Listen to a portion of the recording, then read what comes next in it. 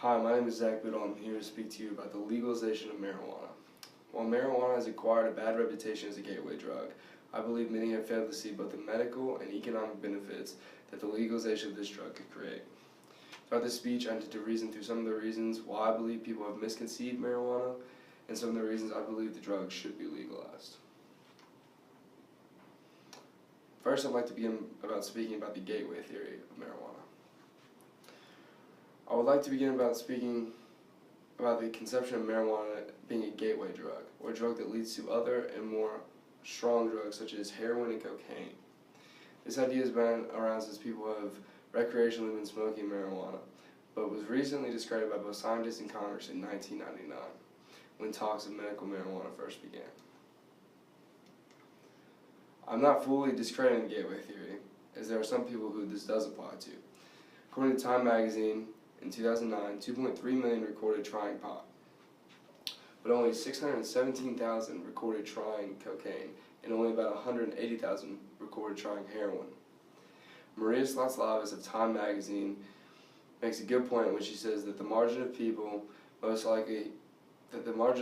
this accounts for most likely have the same taste, or meaning that they also like to try other mind-altering substances such as marijuana. She gives a great analogy to describe this when she says, if you're a true music fan, you probably won't stick to listening to just one band or even a single genre. This doesn't make Lullabies a gateway to the Grateful Dead. It means that people who really like music probably like many different songs and groups. Secondly, I'd like to talk about the economical benefit. Although there are only a few states that participate in the legalization of the drug, the benefits of the cash crop can already be seen.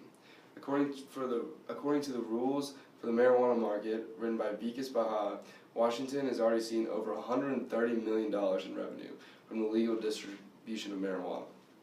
While this number is very positive, there has also been some not so positive numbers. Colorado has a 10% higher tax on marijuana, but has only seen a revenue of about $50 million.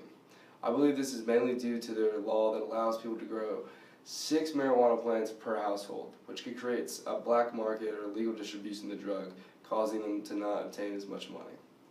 However, if the government would be willing to be stricter and control the distribution laws more strictly, I think that we could see a very powerful cash crop with marijuana in the United States. Next, I'd like to talk about marijuana's medical benefit. While many use the drug purely for its mind-altering fun, medical marijuana is a vastly growing idea, now with more support than ever in the medical field. Montel Williams is a very powerful supporter of cannabis for the medical use, as he has been consuming the drug for over 10 years to help with his multiple sclerosis pain. Williams not only used marijuana to overcome the pain of MS, but also to break his addiction to the many painkillers he had been prescribed by doctors around the world. This is a prime example that counters many people's beliefs that medical marijuana is a gateway drug, as it has not only helped Montel Williams break his addiction to other painkillers, but it has also helped him with his disease. While some may develop a dependency for the drug after long-term medical use, I do believe the benefits outweigh the costs for these patients. Overall, I believe that the legalization of marijuana across the United States would create more benefits than it does costs. However, I do realize some of the dangers that may come along with the legalization of what is considered a drug.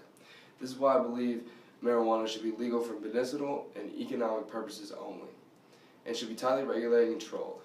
Thank you for your time, and I hope you consider the ideas I've brought to the table today.